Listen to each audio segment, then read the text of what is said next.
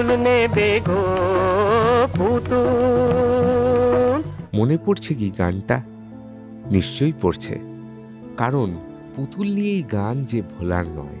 তাই তো প্রায় 8 দশক ধরেই গান আজও বাংলার মানুষের মনের মণিকোঠায় গেঁথে আছে। আর সমগ্র দেশের মানুষের মনে গেঁথে আছে কৃষ্ণনগরের মাটির পুতুলের কথা। তাই তো আজ নদিয়ার এই বিশেষ পর্বে থাকবে মাটির পুতুলের গল্প। চলঙ্গীর ধার ঘেঁষা কৃষ্ণনগরে এক প্রাচীন পাড়া ঘূর্ণি, যে ঘূর্ণি শুধু দেশের মধ্যে নয় বরং পরিচিত আজ সমগ্র বিশ্বে। এই ঘূর্ণিতেই সাধারণ কাদামাটি শিল্পীর হাতের ছোঁয়ায় রূপ নেয় জীবন্ত রূপে।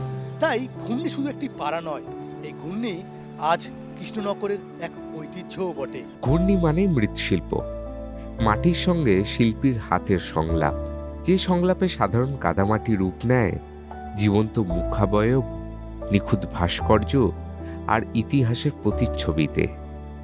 শহরের ব্যস্ততা ছাপিয়ে এখানকার প্রতিটি অলিগলি যেন কথা বলে শিল্প, ঐতিহ্য আর শতাব্দীর পুরনো সংস্কৃতির গল্প।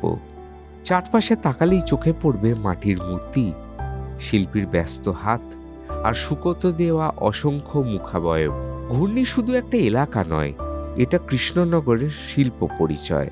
কারণ পেল্লাই সাইজের ভাস্কর্য থেকে হাফ ইঞ্চিরও ছোট পুতুল এখানে এলেই মনে হবে শিল্পীর হাতের ছোঁয়ায় সবই সম্ভব।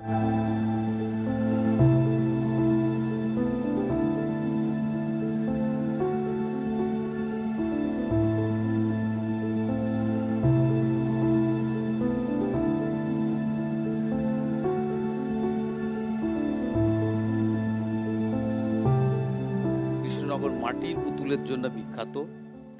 কেন বিখ্যাত?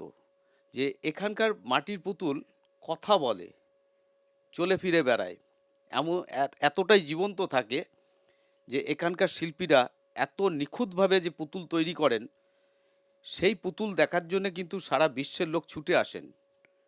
ঠিক আমাদেরই এই শহরের একটা অংশ ঘূর্ণি পুতুলপট্টি, শিল্পীদের প্রাণ কেন্দ্র, যেখানে এই মাটির পুতুল সৃষ্টি হয়েছে বা এখনও আজও হয়ে চলেছে। এই মাটির পুতুল এতটাই জীবন্ত বা লিভিং থাকে যে মনে হবে এক্ষুনি চলে ফিরে বেড়াচ্ছে বা কথা বলবে। এখানকার বিশেষত্ব মানব মূর্তি ও মুখাবয়ব নির্মাণে নিখুঁত বাস্তবতা। চোখের চাহনি, মুখের রেখা, আবেগ সবকিছু এতটাই জীবন্ত যে দর্শক থমকে দাঁড়াতে বাধ্য। দুর্গাপুজো, সরস্বতী পুজো, কালী পুজো থেকে শুরু করে বিভিন্ন প্রদর্শনীতে ঘূর্ণির শিল্প আজ ছড়িয়ে পড়েছে রাজ্য, দেশ, এমনকি দেশের বাইরেও। আমাদের স্কালচার ইন্ডিয়াতে সব জায়গায় বসেছে। হ্যাঁ, মানে West Bengal plus UP plus Gujarat plus আপনার দিল্লি প্লাস আপনার যেমন স্বামী পরমানন্দ, ফাউন্ডার অফ ভারত সেবাশ্রম সংঘ, স্বামী পরমানন্দ যে মূর্তি আমেরিকাতে 8টা গেছে, ফিজিতে গেছে, সাউথ আফ্রিকা গেছে। এছাড়া চিকাগো মিউজিয়াম আমার দাদার হাতের কাজ আছে, মুক্তিপাল শম্ভুপালের। তবে এই শিল্পের পিছনে রয়েছে নীরব সংগ্রামের গল্প।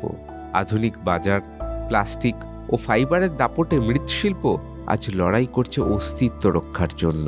তবুও ঘূর্ণি শিল্পীরা হার মানেনি। প্রজন্মের পর প্রজন্ম হয়ে মাটি আর শিল্পের এই বন্ধন আজও অটুট। দেখুন, এখন একটা যুগ এসে গেছে, প্লাস্টিকের একটা পণ্য বা বিভিন্ন শৌখিন দ্রব্য কিন্তু এসে গেছে আমাদের কাছে। তবুও কিন্তু আমাদের একটা চ্যালেঞ্জ রয়েছে যে এই মাটির পুতুল কিন্তু আমরা হাল ছাড়িনি।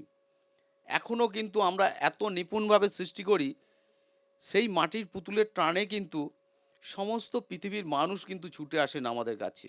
আর কেনই বা আসবে না? এত জীবন্ত জিনিস কোথায় দেখতে পাবেন? এটা তো শুধুমাত্র কৃষ্ণনগরেই হয়।